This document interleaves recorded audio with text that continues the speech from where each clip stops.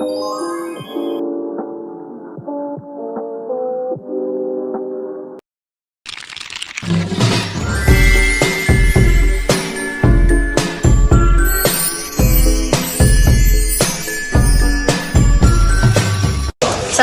warahmatullahi wabarakatuh. Perkenalkan, saya Cantika Bella, NIM 010.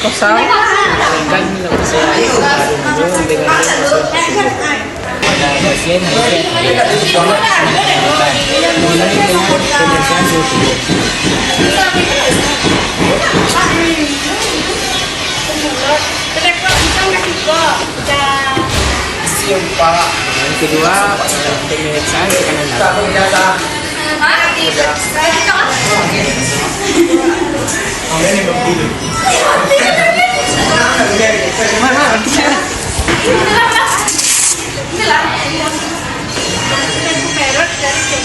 Awalnya bisa dibodoh kan, Lupa mengatakan 86 lupa apa nak? belakangnya ada dibodoh.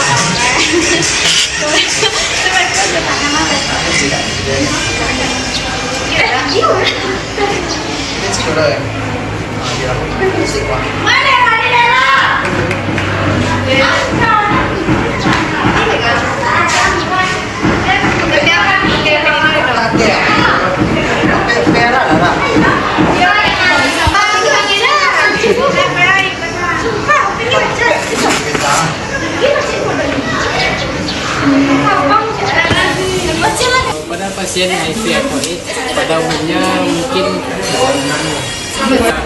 pada pasien HIV atau AIDS tergantung kondisi.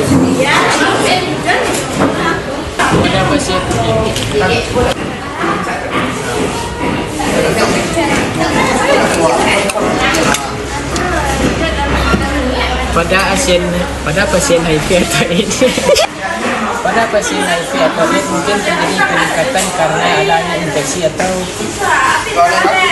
HIV atau AIDS pada umumnya terjadi peningkatan karena adanya infeksi sebenarnya. Normalnya suhu tubuh kita 36,5 sampai 3 ya pemeriksaan domestik.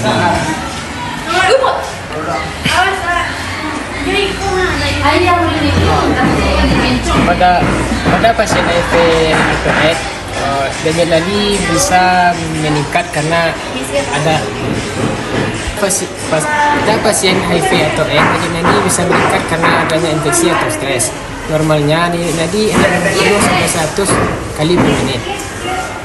Ya, auskultasi.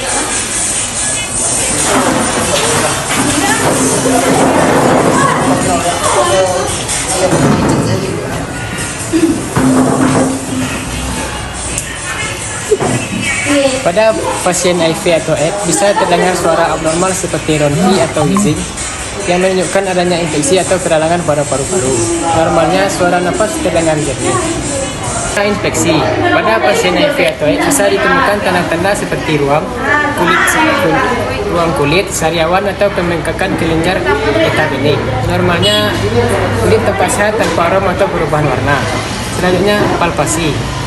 Pasien HIV atau AIDS mungkin merasakan nyeri tekan pada dada atau perut akibat infeksi atau komplikasi. Normalnya tidak ada nyeri tekan pada dada atau perut.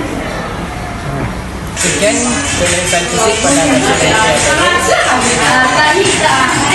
Saya sudahi dengan Assalamualaikum warahmatullahi wabarakatuh. Penyampaian tentang HIV dan AIDS. Untuk mendeteksi apakah seseorang terinfeksi HIV, tes yang dilakukan yaitu screening dengan mengambil sampel darah atau urin pasien untuk diteliti di laboratorium. Jenis screening yang dilakukan yaitu yang pertama, tes antigen atau antibodi. Tes antibodi ini bertujuan untuk mendeteksi antibodi yang dihasilkan tubuh untuk melawan infeksi HIV. Meski akurat, perlu waktu 2-8 minggu setelah terinfeksi. Tujuannya adalah agar jumlah antibodi dalam tubuh cukup tinggi untuk terdeteksi saat pemeriksaan. Yang kedua, tes kombinasi antigen sampai antibodi. Tes ini bertujuan untuk mendeteksi protein P24 yang menjadi bagian dari virus HIV tes antigen dapat dilakukan 2 sampai 4 minggu setelah pasien terinfeksi. 3. Tes asam nukleat atau Nucleic Acid Test atau NAT. Tes ini disebut juga sebagai tes RNA. Tes ini mendeteksi keberadaan virus HIV di dalam tubuh dan dapat dilakukan 10 hari setelah terinfeksi. Namun, harga tes ini cukup mahal. Bila hasil screening menunjukkan pasien terinfeksi HIV atau HIV positif, maka pasien perlu menjalani tes lebih lanjut. Selain untuk memastikan hasil screening, tes tersebut bertujuan untuk membantu mengetahui tahap infeksi yang diderita pasien dan menentukan metode pengobatan yang tepat. Sama seperti screening, tes ini dilakukan dengan mengambil sampel darah pasien untuk diteliti di laboratorium. Bila hasil screening menunjukkan pasien terinfeksi HIV, maka pasien perlu menjalani tes lebih lanjut. Tes pertama yaitu hitung sel CD4. CD4 adalah bagian dari sel darah putih yang dihancurkan oleh HIV. Makin sedikit jumlah CD4, makin besar pula kemungkinan seorang menderita AIDS. Pada kondisi normal, jumlah CD4 berada dalam rentang 500 sampai 1400 sel mm kubik.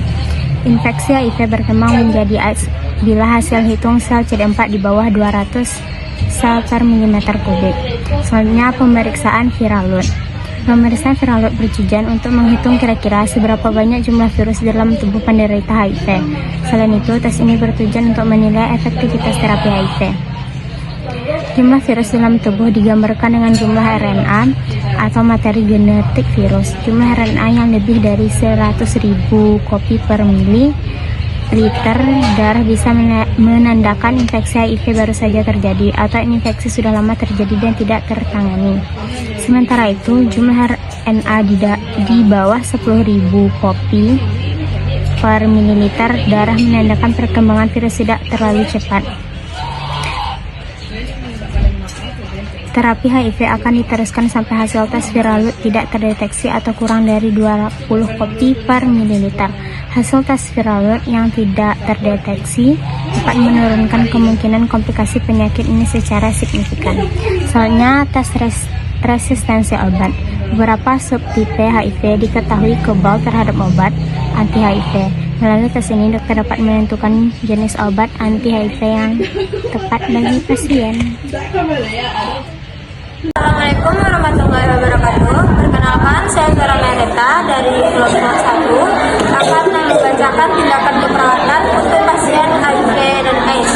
Tindakan keperawatan untuk pasien HIV dan AIDS berfokus pada manajemen gejala atau dukungan emosional serta pencegahan komplikasi. Beberapa tindakan keperawatan yang umum dilakukan yaitu pengkajian pemantauan, yaitu memantau tanda-tanda vital, status nutrisi, berat badan, serta gejala atau keluhan pasien secara rutin. Lalu menilai adanya infeksi oportunistik seperti tuberkulosis, pneumonia, atau kandidiasis. Lalu pendidikan kesehatan, yaitu memberikan edukasi tentang pentingnya pengobatan antiretroviral atau ARV dan kepatuhan dalam minumnya. Lalu mendidik pasien tentang cara menjaga kekebalan tubuh, termasuk gaya hidup sehat, pola makan bergizi, dan manajemen stres. Lalu mengedukasi pasien tentang pencegahan penularan HIV kepada orang lain. Lalu dukungan psikososial, memberikan dukungan emosional untuk membantu pasien mengatasi stres, kecemasan, dan depresi yang mungkin muncul. Lalu membantu pasien untuk beradaptasi dengan perubahan gaya hidup dan menjaga kualitas hidup. Lalu mendorong keterlibatan keluarga atau kelompok dukungan jika dibutuhkan. Terima kasih. Selanjutnya, perawatan nutrisi. 1. Memastikan pasien mendapatkan asupan nutrisi yang baik dan sesuai dengan kebutuhannya.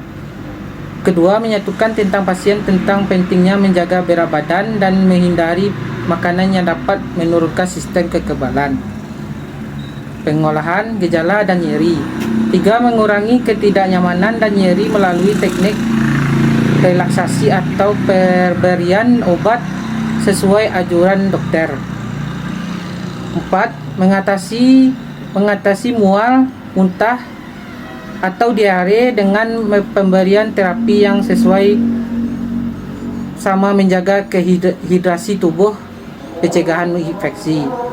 Kelima, mengajarkan pasien untuk menjaga kebersihan dan lingkungan sekitar agar terhindar dari infeksi tambahan. Keenam, menggunakan pasien pelindung dari PPE untuk mencegah penularan saat kontak langsung dengan cairan tubuh pasien. 7. Mengingatkan pasien untuk tetap patuh pada terapi ARF dan datang ke fasilitas kesehatan sesuai jadwal. 8.